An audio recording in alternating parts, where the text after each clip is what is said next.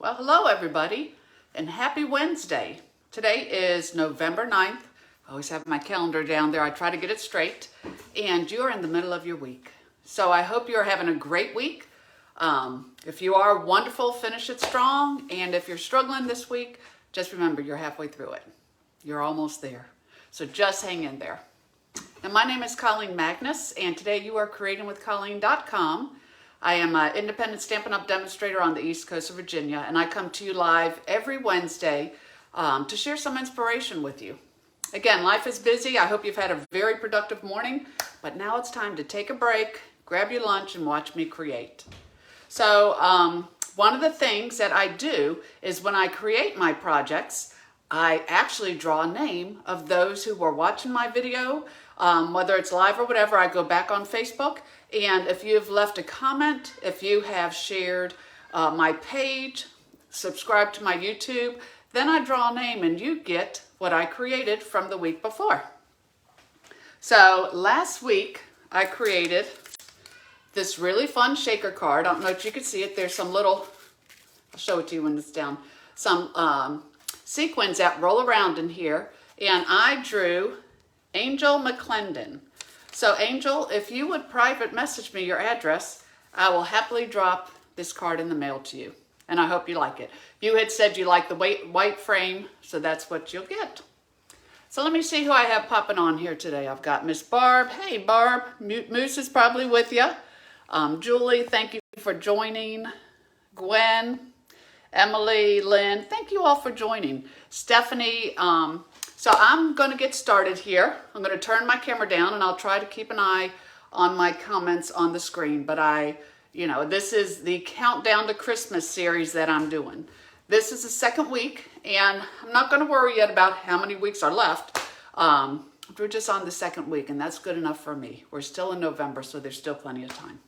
So without further ado, let me turn this around, and we'll start focusing on creating. I just saw Miss Liz pop on. Hey, Liz. I love that you all join me. Otherwise, it's very lonely in the stamp room. So thank you for being here. All right, so let me boot up my page and see if I can get you over here to watch the screen. There I am. Great. Okay, so this is a card that we are going to be creating today. So one of the things that I have been focusing on the past 3 weeks, and I'm sorry, actually I'm not sorry, it's a great suite, and I'm still focusing on it. It's called the Fitted Florets. So Stampin' Up! Has the Fitted Florets Collection, that's your little front page, but basically what it is you have a dies and a stamp set, the Framed Florets.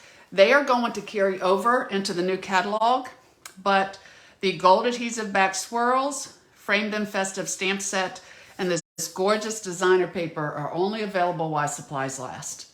So make sure you get your order in. You can order on my blog at creatingwithcolleen.com. And if you do, here is the November host code. If your order is under $150, please use that host code. And if not, then by all means, enjoy those host benefits for yourself. So, y'all liking the card. Good, thank you. Okay, so as I said, I have been focusing on this suite, and I just highly recommend it. This was the first card I did, and I have a video on this. This was the double gatefold card.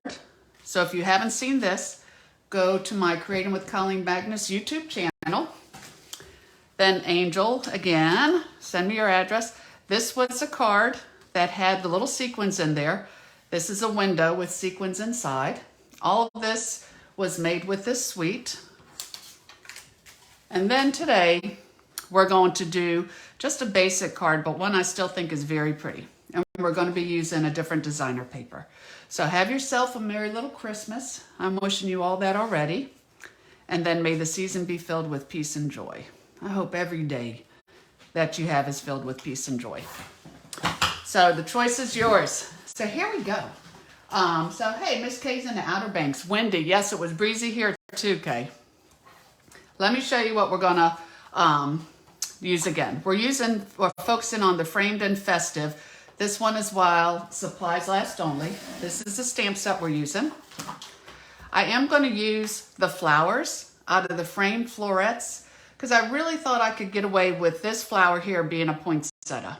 It is a little pointy, and you know it's all about colors, and it takes on a whole new look. So I'm using that. And then for our dies, these are the dies that the Framed Florets dies. So the stamp set matches the dies here. You have these little standalone pieces. Some of your dies cut out the designer paper. But what to me the star of the show is, it's always these frames. So for our frame today, we are going to be using the center of this one, which is a large oval, and then this one here, which gives you like little cuts inside of it. Now the paper I'm using is the Boughs of Holly Designer Series paper. And to me, it's a beautiful, beautiful, rich looking paper. You've got your trees, your poinsettias. I love the colors in here, just a nice collage. And if you flip it over, of course, you know you have lots of other great colors that you could use that don't really lock you into Christmas per se. You could just use this as a design on the background. So what you're going to need to create this card, y'all know I always put a picture of the measurements right after we do our live, and that'll be on our Facebook page. You are going to need a piece of 4 1/4 by 11 inch evening evergreen, and then you're going to score it at 5 1/2. That's your card base. Then you will need a piece of 4 1/8 by 5 3/8 Poppy Parade. You are going to need for the inside a piece of 3 3/4 by 5 inch basic white. Then you're going to need a piece of the 4 by 5 1/4 Boughs of Holly. And then here you have just a scrap piece of basic white. I want to show you when I cut the frame, but if you use a scrap piece that's 3 1/2 by 4 1/4 inches, you will get 6 frames out of your 8 1/2 by 11 piece of paper. Y'all know I'm all about trying to get as much as I can out of the supplies that I have. You're going to have the large oval. Then out of the gold foil, I've already cut the little notched oval. I don't know if y'all can see that. It's really, really pretty. I'm so glad they put that texture in there. It's very nice. And then, of course, our flowers. So getting started, we can just go ahead and pretty much just put the base together first. Again, the evening evergreen. Here. Give it a nice crease. Now, the only reason that I went 1/8 of an inch smaller was because on my card, I didn't want this Poppy Parade to be so loud that it took away from the card. But having that little bit of an edge, I think is beautiful because it highlights your poinsettias. We're going to call them poinsettias. And, of course, your little berries in the paper. So especially when I'm putting something together that is this tight in size, I like to use my Tombow liquid glue because I can move it around and get it exactly where I want it. So on the base, of course you don't have long to move it, y'all know. It dries really quick, which is awesome. So I have this here, and then the 4 by 5 1/4, again, just 1/8 of an inch smaller for my designer paper. And I will put that on here.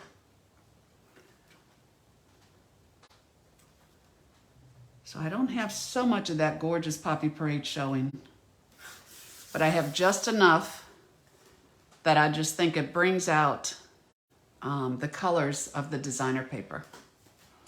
So I'm going to set this aside for a minute. Now, as I said, for the frame part, this die, which looks like this, looks like that, it cuts out this frame, and then you have the large oval. So this fits really nice. If you see this, they're the same size. So that's going to fit really nice over that oval. But when I was cutting it originally, I wanted to just cut the centerpiece, and I found I was, being too much of a miser on my paper because I thought to myself, okay, why not cut the whole thing? Because then I have this piece here, the outline, to use at another card. It doesn't have to be for this card right now, but it's really nice when you're creating to have other pieces already cut to use. So I'm going to take the Stampin' Up! Die cut machine. If you are not familiar, this is a great tool. It will emboss. It will also die cut with your dies. And it comes with a base plate. Sorry if this is so up close. I need to learn to put my camera higher. And then it comes with this die plate, because you need that little bit extra, and then 2 acrylic plates. So for the dies, you want to use both plate 1 and 2, your base and this small plate. You're going to put an acrylic plate down because you don't want to cut on those base plates. And then if you put this in here like so, you can see you're going to get 6 of these out of an 8.5 by 11. So I'll just put that in there straight down. Put my clear plate on top, and you always just want to make sure that it's going in straight. Because if it's not straight, it can actually bend a die or it can break a folder. And then you would be oh so sad. So with this, my parts, you can see I have the oval, but then I also have, I'll get these little pieces out here, but then I also have the frame. So even though I'm not using the frame, it's great to hold on to. And then when you're creating other cards, trust me, you will use it with other stamp sets. So I'm going to take my oval and I'm going to take Poppy Parade. That's why I love our Stampin' Up! Colors, because the ribbons coordinate with the dies, not the dies, the ribbons coordinate with the cardstock and the inks. It's very pretty. So I've got this inked up. Pull it towards me a little bit, so hopefully I can get it in here straight. Okay. Close enough always counts in my stamp room, y'all. So here I have Yourself a Merry Little Christmas. And then I'm going to use my liquid glue, and I'm going to place this over the top of that.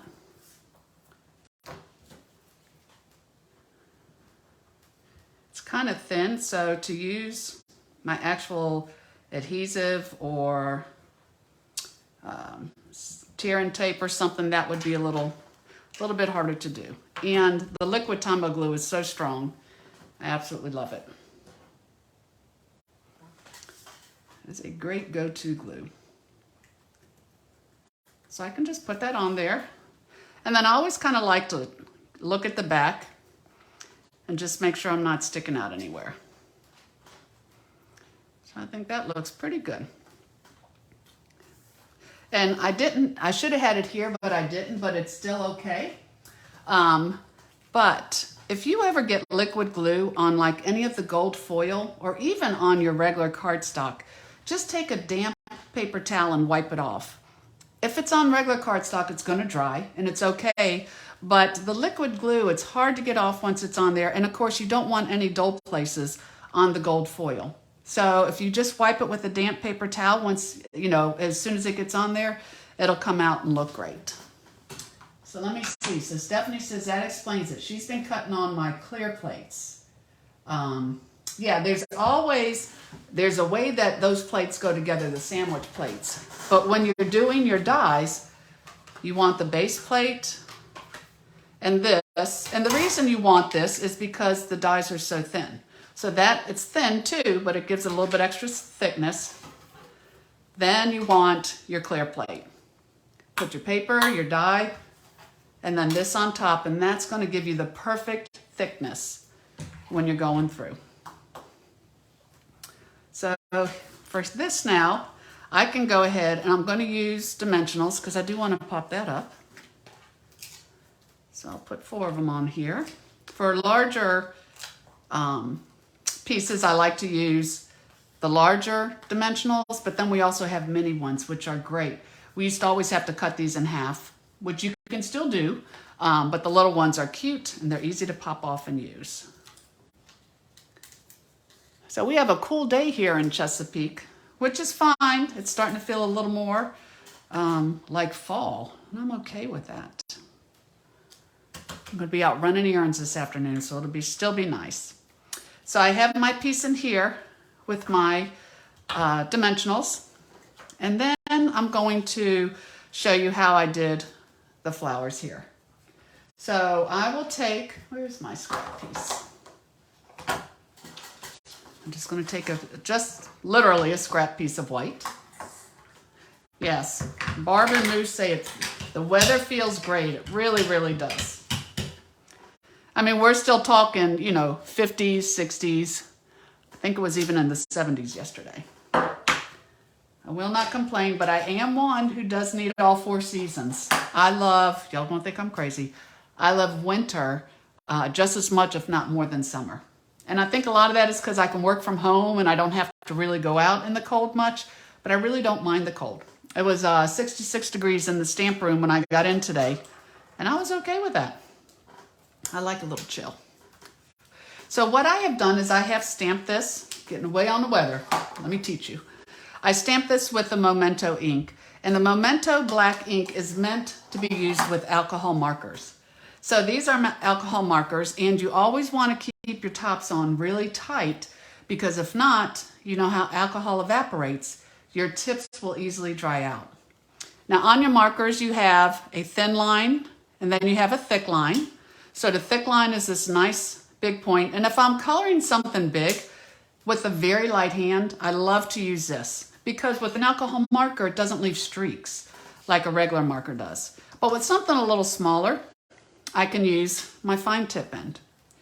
So you have a light and dark to each blend. And I mean, you can really put some time into this, but I find whenever you're coloring, if you actually just put lights and darks, don't make everything one tone, it looks very natural. Now people say, what is your favorite way to marker? Right now it really is the blends, because again, I could just color in like that and it is smooth and even. When I started stamping about 21 years ago, we had, and we still have, the blending pens. You had your blender pens, and we used to take our ink pads, I'll show you in a minute, and we would squeeze the pad itself so we had the ink on the top, and we could pick up the ink with that. And I mean, you can still do that.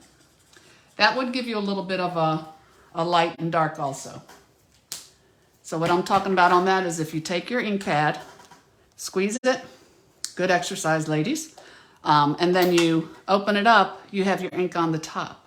So you could take your blending pen, pick that up and color.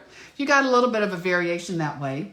You could take your aqua painters and your paintbrush with the water in them, and you can color with that.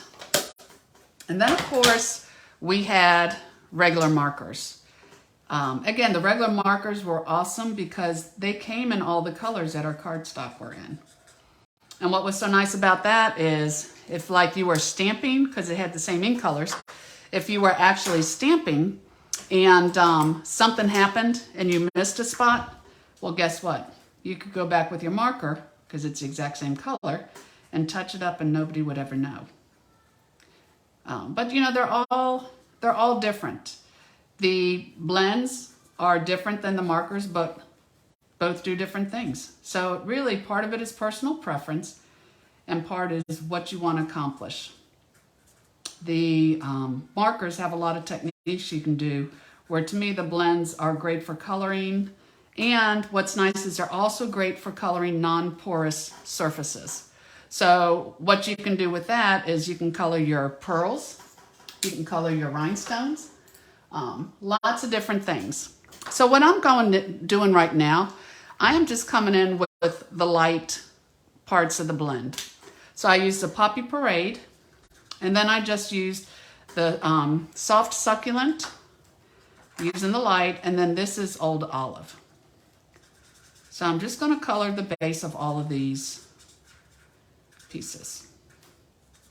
But then what I'm going to do to give that light and dark that I was talking about, I'll come back with the darks in these colors. So this is a dark Poppy Parade, and I kind of like to get at the base of my flower. And I just, from the center out, I'm just coloring in a little bit. And I'll hold this up. I don't never know how well you can see it. I really need to get a new iPhone. But you know, I need to get a new iPhone. That's what you know. I just need to do it. So what I've done here, again, those little pieces I'm not going to worry too much about. But this is the dark soft succulent coming in at the base of the leaf. And whether you want to do the base or the tips, either way is fine. You just want to be consistent. Back when I did drafting, they used to tell us, be consistent. We don't care if you're consistently right or consistently wrong, but be consistent. So I learned that a long time ago. So here, let me just kind of show you. And again, I hope you can see it. I just have some of the light and darks. And a lot of times when you're doing this, you know, you really see the light and darks. It's like kind of like a stark line, which is okay. But then I go back with the light one more time, and I just go on the edge. I don't go all the way to the end, otherwise it kind of all blends together again. But I find if I go between the dark line and the light line, it softens it. And then there's one more trick. Let me just get right in here for these. There's one more thing. I don't use it a lot, but I think it's great. It's called a color lifter. So a color lifter is great. It almost reminds you, it's not as strong as a bleach, but kind of like a bleach pen. And so say, for example, you got some of the blends on the white paper where you didn't want it. Well, you can go back and pick it up with some of this pen, with this color lifter. But also on your flowers, if on the edges you use your color lifter just a little bit, it takes a few minutes to really kind of lift the color to get in there, but it gives you just one more type of shading in your flower. So that's how I would color this. And by the magic of television, look, it's already cut out. But hopefully maybe on this one, I'll put my light up here a little more, you could see a little better how you have the dark, then you have like a mid-tone, and then because of that color lifter on the edges, you have even just a little bit lighter. So when I put this on here, I'm going to put it kind of like a, what do they call that? Not a spread. Y'all help me out. It is a spray. I think it's like a spray of flowers. So when I do this, I am going to put two, let me show you that too while we're talking blends. See how the blends bleed through the paper? When you are doing that, make sure you have something underneath. Don't ever, I always say, don't color it on your grandmother's good tablecloth because you could actually bleed through. But that's what a blend does. It's not a surprise, they know that. But I'm going to put two there, and then I'm going to put a small one on each end. And I'll tell you why. Because when I peel this off, they're already off, and I put this on there, by putting the larger ones here, let me put it down a little bit, okay? By putting the larger ones here, this is popped up with dimensionals, my frame is. My flowers are popped up with dimensionals. So that's giving it like a double thickness. But by putting the smaller dimensionals on the end, I don't know if you can see that. It bows it. It's to where it's higher in the middle, and then it kind of comes around and wraps around that frame. And I really liked that look. Now, I was trying to stick with what I would call a poinsettia. I've already cut out of the same spray I had right here. I'd already pre-cut this. And I just fussy cut. I used the bigger leaves. It was easier to go through. But this is what I was doing for my poinsettia look. So I'm going to take this one, and I will put it off to the side here. And this one I'm going to save for the inside. And I'm going to show you a special embellishment for the center of these flowers in a minute. But what I'm going to do for the inside, again, I'll just take that 3 3/4 by 5 inch, the basic white. And this time, I'm going to stamp with the Evening Evergreen. Now, don't you just love stamping? I think the reason why I love stamping so much is because there's a lot of chances, at least two. Because here I am already. I got some finger. I got a little bit of that Poppy Parade on there. So I could just flip it over and I have a second chance. So you don't have to sweat.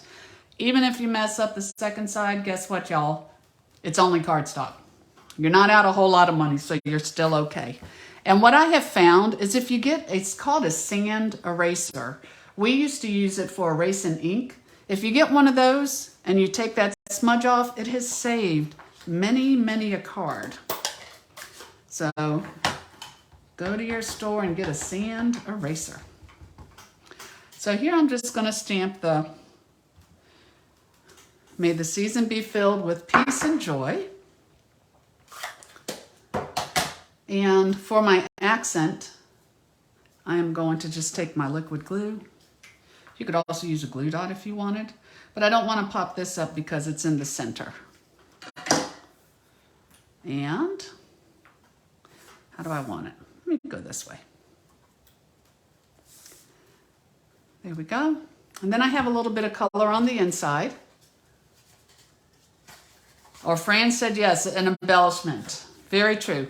My dearest friend, Stephanie Lebec, is watching right now, Fran, and she has taught me years and years ago that there are no mistakes in stamping, only opportunities for embellishments. And Stephanie, I just heard you say that with me because you have taught me that through the years, and I totally agree.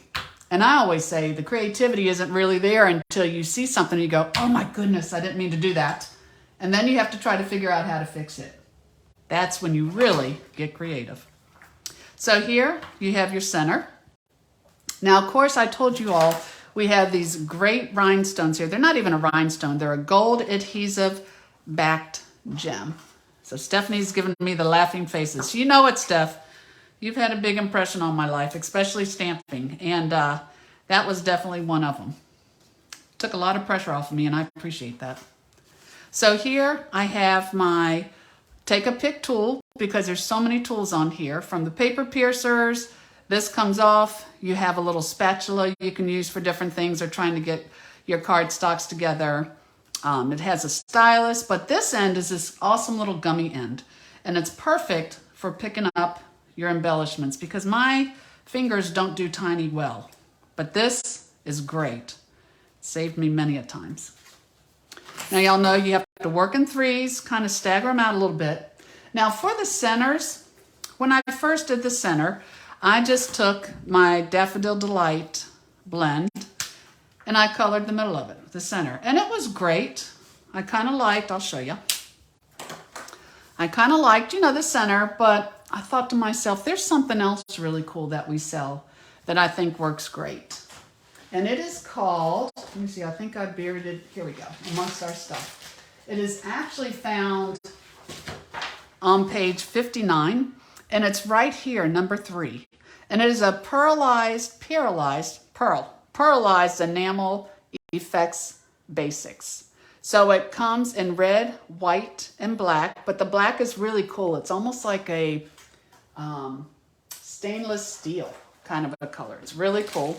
And it comes in 3 little bottles. Now with this, there's lots you could do with it. I think one of the funnest things to do is to make glue dots out of them. My dear friend Joyce Daniel, I found that out from her, but I just took a strip of glue dots and I laid them down. And then I just took the pearlized, you know, the liquid and put a dot on each one. And then whenever I want, I have got a beautiful embellishment. So with 3 bottles, can you imagine how many embellishments you can have like forever? But you want to shake it up good. And it takes a little bit to set up. So I would leave it for at least an hour. But what you'll do is I just took it and I put it on here. And then I just used it for my centers. And I like it because it's thick enough. It makes like a little ball. But I can make it as big or as little as I want. And I'll show this one to you when I'm done. Because of course on my bigger flowers, I'm going to put a bigger dot. But for my smaller ones, I'll just put a little one. So it has a 3D effect. when it dries. Let me see if I can hold that up here. It has a 3D effect because it is raised. Let me see. There we go. It is raised, but see, I can make them small. I can make them larger. I could color them with my blends. I could even, before I put them on here, if you want to just dab it with something else, you can add refill colors to this. So I could take this Paralyzed Enamel Effects, add any color that I want, and then I could go ahead and put it on here. So with this card, I'm going to set it aside. And this card is, of course, the one that I'll be giving away next week. But I'm going to set it aside so those have a chance to, to set up. Because if not, you'll be disappointed. You'd have to go back and try to redo that. So I saw, let me see. Stephanie said, what is it called again and what page? I got my catalog right here, Steph. Let me go. At least I thought I had my catalog. Here we go. Here we go. Okay. It is on page 59 of the mini catalog. And it's right here. It's number 3. So even if you go to the YouTube Stampin' Up website, not website, but channel itself, there's other things you could do. You could kind of paint with it and create a background. But as I said, you could actually add color to this, mix it up, and use it that way. So then you've got 48 colors, and then some, that you could use. But a fun product that I think most people would easily miss because it's not really shown. You just have these 3 things, but it doesn't tell you much about what it does. For me, making those little glue dots, oh my goodness, that was worth every bit just to do this because they are so much fun. And then I can use them any way that I want. But again, say if I wanted one that was the soft succulent, I can actually color it myself. Because with a blend, it's an alcohol, so it dries on those non-porous surfaces. If I thought that was too red, no worries. I could always come in here and take the Poppy Parade. I'll hold this up, see if you can see the difference. Ooh, that's pretty. So as you can see, that's red, straight up. And then this was the Poppy Parade. Let me see, I may be under the light. But you can just color these any color that you want. So that is what I have for you today. Again, please like, share, comment, follow me on YouTube, and y'all keep me in your prayers. I am going to venture out and try to start doing some YouTube lives. So you want to ring that bell when you go to YouTube so you can be notified when I am doing my videos. But until then, don't worry. I'll still be here next Wednesday. Golly day, that will be the 16th, middle of November. I will be here to share my lunch with you and to create some more Christmas projects as we count down to Christmas. So again, if you would like to order anything, there's your host code for November. And if you don't already receive my newsletter, please go request it at creatingwithcolleen.com. I share a lot of tips. I share the Stampin' Up specials, but it is all stamping, all positive, all the time. So until we meet again, thank you all so much for being here. Sandy and, again, Steph and Gwen and Lynn and Barb, all of you. Hazel. Oh, Hazel's here from Florida. Great. Good seeing you, Hazel. And if I didn't call your name, just know I always go through the comments and I will check it. But your support is priceless. And I appreciate you all being with me. So make sure you do something creative today. And I look forward to seeing you next Wednesday. God bless you all. Bye-bye.